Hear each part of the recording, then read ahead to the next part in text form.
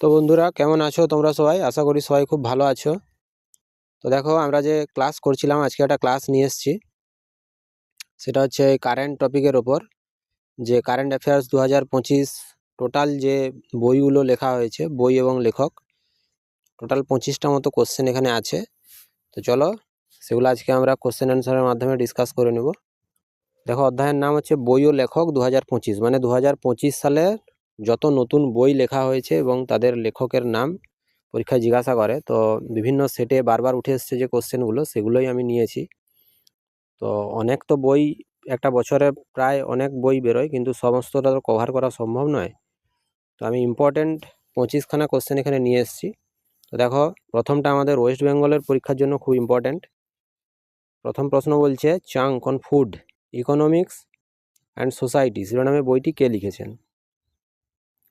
এটার সঠিক অ্যান্সার হয়ে যাবে Abhijit Banerjee, option number C.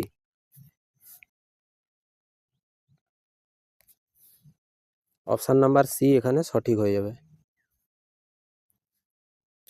পরবর্তী প্রশ্ন বলছে, Jammu Kashmir and Ladakh through the ages বইটি কার লেখা? এটার সঠিক অ্যান্সার হয়ে যাবে Amit Shah.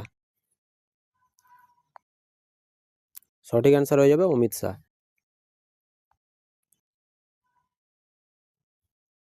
How India skilled G20 এই বইটি কে লিখেছেন? এটার সঠিক অ্যান্সার হয়ে যাবে পঙ্কজ মিশ্রা। সরি, এটার সঠিক অ্যান্সার হয়ে যাবে অমিতাভ কান্ত। অপশন নাম্বার বিতে আমরা পাচ্ছি Amitabh Kant.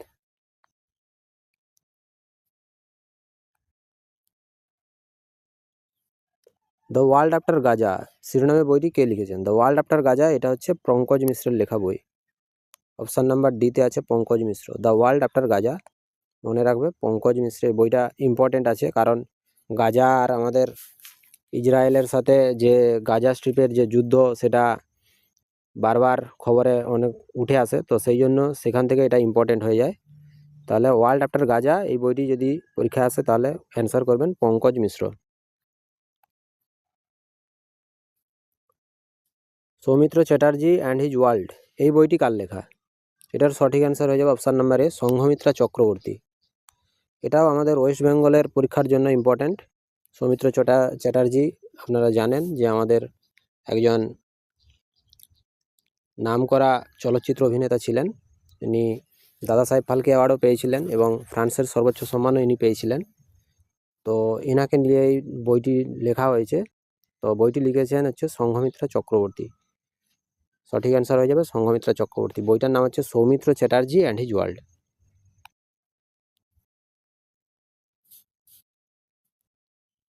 Indian renaissance the Modi decade শিরোনামে বইটি কে প্রকাশ করেছেন? Indian renaissance the Modi decade এই বইটি লিখেছেন অমিত শাহ। সঠিক অ্যান্সার হয়ে যাবে option number D. Life on Mars এই বইটি কার লেখা? এটার সঠিক অ্যান্সার হয়ে যাবে Namita Gokhale. Option number D, Namita Gokhale. Life on Mars, Namita Gokhale. দিয়াশলাই শিরোনামে বইটি কে লিখেছেন? এটাও একটা নোবেল প্রাপকের লেখা বই, কৈলাস সত্যার্থী। বাচপান বাঁচাও আন্দোলনের সাথে ইনি যুক্ত ছিলেন, ইনিও নোবেল পেয়েছিলেন। আর ইনার যে আন্দোলন, এই আন্দোলনটার নাম হচ্ছে বাচপান বাঁচাও আন্দোলন। তো ইনি রিসেন্টলি একখানা বই লিখেছেন, সেই বইটার নাম হচ্ছে দিয়াশলাই। ওয়েস্ট বেঙ্গলের পরীক্ষার জন্য ইম্পর্টেন্ট এই কোশ্চেনখানা। The great conciliator Lal Bahadur Shastri and the transformation of India বইটি কে লিখেছেন? এটা তোমরা সবাই জানো যে লাল বাহাদুর শাস্ত্রী আমাদের প্রাক্তন প্রধানমন্ত্রী ছিলেন। তো কনসিলেটর, এই খেয়াল করবে এটা, যে কনসিলেটর মানে হচ্ছে মধ্যস্থকারী বা সমঝোতাকারী। The great conciliator Lal Bahadur Shastri and the transformation of India এই বইটি লিখেছেন Sanjeev Chopra. Option number D. এটাও ইম্পর্ট্যান্ট একখানা কোশ্চেন। সংস্কৃতি কা পাঁচবা অধ্যায় এই বইটি কার লেখা? এটা নরেন্দ্র মোদীর লেখা। তাহলে অপশান নাম্বার বিতে আছে নরেন্দ্র মোদী। সংস্কৃতি কা পাঁচবা অধ্যায় নরেন্দ্র মোদীর লেখা। The undying light a personal history of independent India এই বইটি কার লেখা? The undying light a personal history of independent India, এটা হচ্ছে গোপাল কৃষ্ণ গান্ধীর লেখা। অপশান নাম্বার এতে আছে Gopal Krishna Gandhi. The undying light. Ramanujan journey of a great mathematician বইটি কে লিখেছেন? ইনি আমাদের দেশের একজন বিখ্যাত ম্যাথমেটিশিয়ান। তো ইনার জন্মদিন উপলক্ষে 22শে ডিসেম্বর, প্রতি বছর 22শে ডিসেম্বর ম্যাথমেটিক্স ডে পালন করা হয়। ন্যাশনাল ম্যাথমেটিক্স ডে এটা পালন করা হয়। তো ইনি হচ্ছেন, ইনার অনেক ফর্মুলা আছে, তো সেই ফর্মুলাগুলো কিন্তু এখনও রিসার্চ হয় সেই ফর্মুলাগুলো নিয়ে। তো এটা একটা বই, এটা কে লিখেছেন? এটার সঠিক অ্যান্সার হয়ে যাবে Devendra Kumar Sharma. Ramanujan journey of a great mathematician, এই বইখানা 2025 সালে একখানা বই, তাহলে এটার সঠিক অ্যান্সার হয়ে যাবে Devendra Kumar Sharma.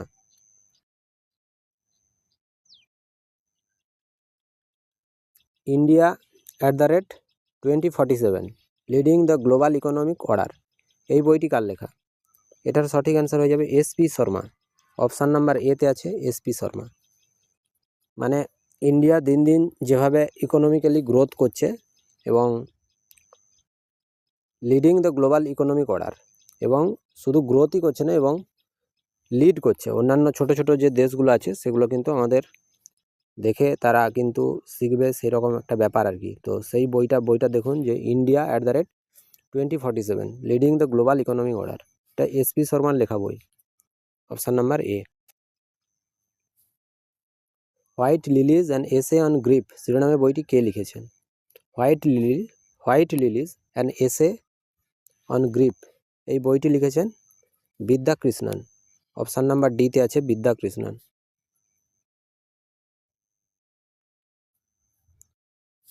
The women who run AIIMS the memories of a medical pioneer, এই বইটি কার লেখা?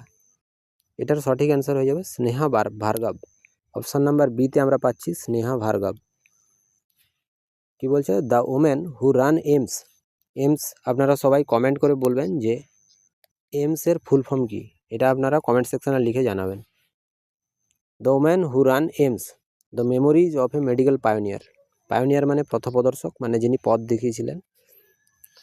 তাহলে এটার সঠিক অ্যান্সার হয়ে যাচ্ছে স্নেহা ভার্গব।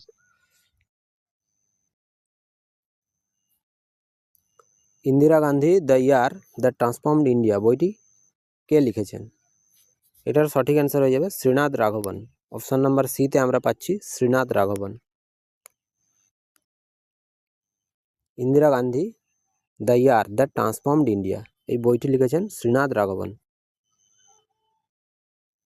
দ্য ইমার্জেন্সি ডায়েরিজ বইটি কার লেখা?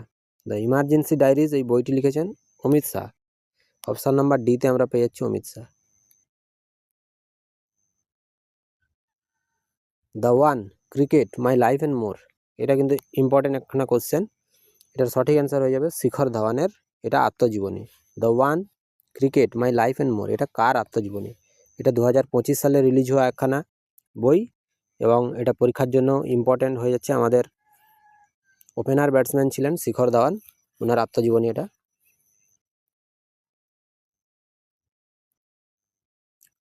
সাস্টেনেবল ওয়েলনেস অফ স্টুডেন্টস শিরোনামে বইটি সম্প্রতি কে প্রকাশ করেছেন? এটার সঠিক অ্যান্সার হয়ে যাবে পুষ্কর সিং ধামি। আপনারা কমেন্ট সেকশনে লিখবেন যে এই পুষ্কর সিং ধামি কোন স্টেটের CM. Sustainable wellness of students, এটাও একটা ইম্পর্টেন্ট একখানা কোশ্চেন, কারণ স্টুডেন্টদের ব্যাপারে এটা বলা হয়েছে এই বইয়ে, তাহলে এটা ইম্পর্টেন্ট হয়ে যাচ্ছে। সঠিক অ্যান্সার হয়ে যাবে Pushkar Singh Dhami. Why the constitution matters শিরোনামে বইটি কে লিখেছেন? এটার সঠিক অ্যান্সার হয়ে যাবে DY চন্দ্রচূড়। DY চন্দ্রচূড় কে ছিলেন? ইনি বলে দিচ্ছি আমি, ইনি ছিলেন আমাদের ইনি আমাদের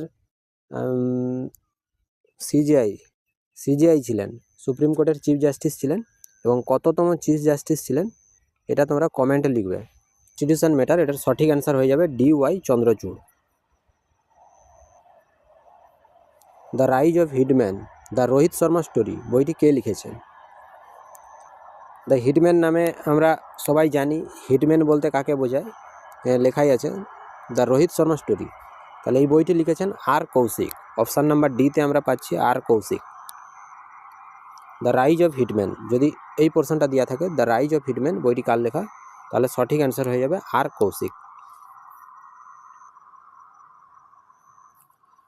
সাকসেশন অফ দ্য সাকসেসফুল বইটি কে লিখেছেন, এটার সঠিক অ্যান্সার হয়ে যাবে Sanjaya Baru. Succession of the successful, এটার সঠিক অ্যান্সার হয়ে যাবে সঞ্জয় বারু।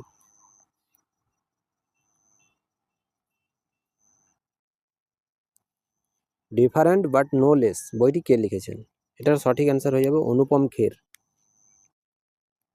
নামকরা একজন খুব খ্যাতনামা একজন অভিনেতা অনুপম খের। ইনি মাঝে মধ্যে বই টই লিখে থাকেন, তো ইনার মাঝে মধ্যেই বই রিলিজ হয়। তো 2025 সালে এই বইটি রিলিজ হয়েছে, ডিফারেন্ট বাট নো লেস। মনে রাখবে, পরীক্ষার জন্য ইম্পর্ট্যান্ট হতে পারে। সনাতন সংস্কৃতি এটা কার লেখা, সনাতন সংস্কৃতি এটা লিখেছেন সিপি রাধাকৃষ্ণন। ইনি এখন বর্তমান আমাদের উপরাষ্ট্রপতি আছেন। কততম উপরাষ্ট্রপতি এটা কমেন্টে অবশ্যই কিন্তু তোমরা বলবে।